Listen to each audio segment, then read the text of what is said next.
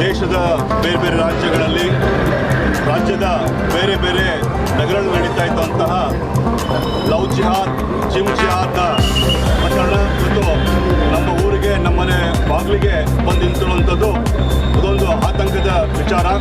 ಈಗಾಗಲೇ ಸಂಘಟನೆ ಮುಖಂಡರು ಸಾಕಷ್ಟು ವಿಚಾರಗಳನ್ನು ಹೇಳಿದ್ದಾರೆ.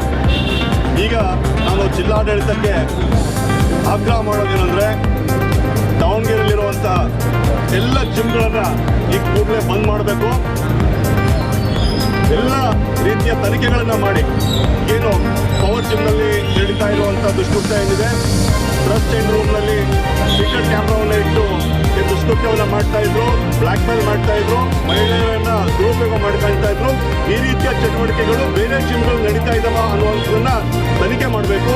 ಹಾಗೆ ಈ ಜಿಮ್ನ ಟ್ರೈನರ್ ಏನಿದ್ದಾನೆ ಇವನನ್ನು ಕೂಡಲೇ ಬಂಧಿಸಬೇಕು. ಬಂಧಿಸೋದಷ್ಟೇ ಅಲ್ಲದೆ ಇವನನ್ನು ಗಡೀಪಾರು ಮಾಡಬೇಕು. ಇಂತಹ ದುಷ್ಟ ವ್ಯಕ್ತಿಗಳು ನಗರದಲ್ಲಿದ್ದರೆ ನಿಜವಾಗ್ಲೂ ಸಹ ದಾವಣಗೆರೆಯ ಶಾಂತಿ ನೆಮ್ಮದಿಗೆ ಭಂಗ ತರುತ್ತೆ. ಖಂಡಿತವಾಗೂ ಒಂದು ದಾವಣಗೆರೆಯಲ್ಲಿದ್ದರೆ ದಾವಣಗೆರೆ ನೆಮ್ಮದಿ ಆಗಲಿಕ್ಕೆ ಸಾಧ್ಯ ಇಲ್ಲ, ಶಾಂತಿ ಇರೋಕ್ಕೆ ಸಾಧ್ಯ ಇಲ್ಲ. ಅವನು ಕೂಡಲೇ ಬಂಧಿಸಬೇಕು, ಬಂಧಿಸಿ ಅವನನ್ನು ಗಡೀಪಾರು ಮಾಡಬೇಕು ಅಂತೇಳಿ ಆಗ್ರಹಪಡಿಸ್ತೀನಿ.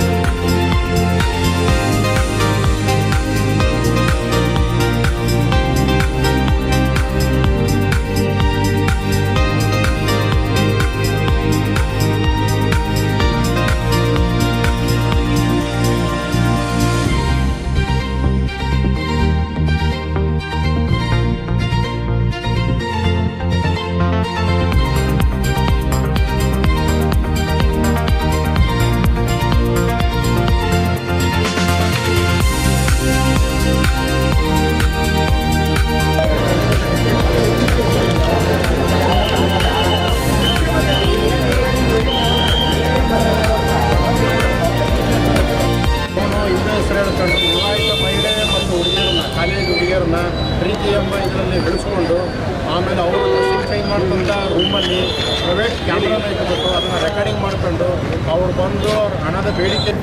ಅವನು ಪಾಪ ಅಮಾಯಕ ಲೆಕ್ಚರ್ ಆಗಿರ್ತಕ್ಕಂಥವನು, ಅವನಿಗೆ ಯಾವುದೇ ರೀತಿಯ ಬೇರೆ ಘಟನೆಗಳ ವಿಚಾರ ಗೊತ್ತಿರೋದಿಲ್ಲ. ಕಾಲನ್ನು ಹಿಡಿದು ಅಂಗಾಲಾಚಿ ಬೇಡುವ ಪರಿಸ್ಥಿತಿಗೆ ಬರ್ತಾನೆ. ಇವತ್ತು ಸಹ ನಮಗೆ ಸರಿಸುಮಾರು 13 ವಿಡಿಯೋಗಳು ಸಿಕ್ಕಿದ್ದಾವೆ. ಅದರಲ್ಲಿ ಇಂಜಿನಿಯರಿಂಗ್ ವಿದ್ಯಾರ್ಥಿಗಳಿದ್ದಾರೆ, MBBS ವಿದ್ಯಾರ್ಥಿನಿಗಳಿದ್ದಾರೆ, 4 ಜನ ಗೃಹಿಣಿಯರಿದ್ದಾರೆ. ಈ ಮುಸಲ್ಮಾನ ಗುಂಡಗಳು ಟಾರ್ಗೆಟ್ ಮಾಡ್ತಕ್ಕಂಥ ಮಹಿಳೆಯರು ಯಾರು ಕೇಳಿದರೆ ಪ್ರತಿಷ್ಠಿತ ಮನೆತನದವರು, ಜೊತೆಗೆ ಆರ್ಥಿಕವಾಗಿ ಸ್ಥಿತಿವಂತರಿರ್ತಕ್ಕಂಥವ್ರನ್ನ. ಹಾಗಾಗಿ ಹಿಂದೂ ಜಾಗರಣ ವೇದಿಕೆ, ಶ್ರೀರಾಮ ಸೇನೆ ಜಂಟಿಯಾಗಿ ಸತತ 2 ದಿನಗಳ ಕಾಲ ದೂರನ್ನು ದಾಖಲಿಸೋದಕ್ಕೆ ಪ್ರತಿಯೊಬ್ಬ ಮಹಿಳೆಯರ ಮನೆಯಲ್ಲಿ ಹೋಗಿ ಒತ್ತಾಯವನ್ನು ಮಾಡಿದೆವು. ಆದರೆ ಅವರೆಲ್ಲರೂ ಸಹ ಹಿಂದೂ ಸಮುದಾಯ, ಮಾನ ಮರ್ಯಾದೆಗೆ ಅಂಜುವ ಸಮುದಾಯ. ಹಾಗಾಗಿ ನಮ್ಮ ಹೆಣ್ಣು ಮಕ್ಕಳ ಭವಿಷ್ಯ ಹಾಳಾಗಬಾರ್ದು, ವಿವಾಹಿತ ಹೆಣ್ಣು ಮಕ್ಕಳಿಗೆ ವಿಚ್ಛೇದನೆ ಆಗುವ ಪರಿಸ್ಥಿತಿ ಇರುತ್ತೆ, ದಯಮಾಡಿ ದೂರನ್ನು ದಾಖಲಿಸೋದಕ್ಕೆ ನಾವು ಮುಂದೆ ಬರೋದಕ್ಕಾಗೋದಿಲ್ಲ ಅಂತ ಹೇಳಿದ್ರು.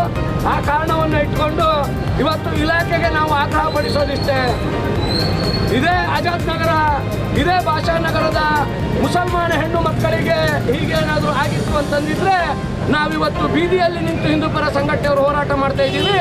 ಅದೇ ಮುಸಲ್ಮಾನ ಸಮಾಜಕ್ಕೆ ಆಗಿದ್ರೆ ಜಿಮ್ಮಿನ ಪರಿಸ್ಥಿತಿ ಇಷ್ಟೊತ್ತಿಗೆ ಏನಾಗ್ತಿತ್ತು ಅನ್ನೋದನ್ನು ನಾವು ಗಮನಿಸಬೇಕು. ಜೊತೆಯಲ್ಲಿ ಇಸ್ಮಾಯಿಲ್ ಅನ್ನುವಂತಹ ಈ ಜಿಮ್ಮಿನ ಟ್ರೈನರ್ ಏನಿದ್ದಾನೆ, ಮೊದಲೊಂದು ಮದುವೆಯನ್ನು ಆಗ್ತಾನೆ. ಆ ಮದುವೆ ಆದಾಗ ಅವನ ಮೊಬೈಲಲ್ಲಿ ಈ ವಿಡಿಯೋಗಳನ್ನು ಕಂಡ ಹೆಣ್ಣು ಮಕ್ಕಳ ಜೊತೆಗೆ ಅಶ್ಲೀಲ ವಿಡಿಯೋಗಳನ್ನು ನೋಡಿ ಆ ತಾಯಿ ಇವನಿಗೆ ಡೈವರ್ಸನ್ನು ಕೊಡುತ್ತಾಳೆ. ತದನಂತರ ಇನ್ನೊಂದು ಮದುವೆಯನ್ನು ಆಗ್ತಾಳೆ. ಈಗ ಆ ಮದುವೆ ಆದ ಹೆಣ್ಣು ಮಗುವಿಗೂ ಪಾಪ 3 ತಿಂಗಳು 4 ತಿಂಗಳು ಗರ್ಭಿಣಿಯಾಗಿದ್ದಾಳೆ. ಆ ತಾಯಿಯೂ ಸಹ ಬಂದು ಅಂಗಾಲಾಚಿ ಬೇಡ್ಕೊಳ್ತಾಳೆ, ದಯಮಾಡಿ FIR ಅನ್ನು ಮಾಡಬೇಡಿ, ನನ್ನ ಜೀವನ ಹಾಳಾಗುತ್ತೆ ಅಂತೇಳಿ. ಆದರೆ ಆ ತಾಯಿಗೆ ಅಥವಾ ಮುಸಲ್ಮಾನ ಸಮಾಜದ ಹೆಣ್ಣು ಮಕ್ಕಳಿಗೆ ನಾನು ಹೇಳ್ತೀನಿ, ನಿಮ್ಮ ಜೀವನ ಹಾಳಾಗುತ್ತೆ ಅಂತೇಳಿ ನೀವೇನು ಹಂಗಲಾಗ್ತೀರಿ, ಅದೇ ರೀತಿ ಹಿಂದೂ ಹೆಣ್ಣು ಮಕ್ಕಳ ಜೀವನವನ್ನು ಹಾಳು ಮಾಡುವ ನಿಮ್ಮ ಗಂಡು ಮಕ್ಕಳಿಗೆ ಬುದ್ಧಿಯನ್ನು ಹೇಳಬೇಕಲ್ಲ.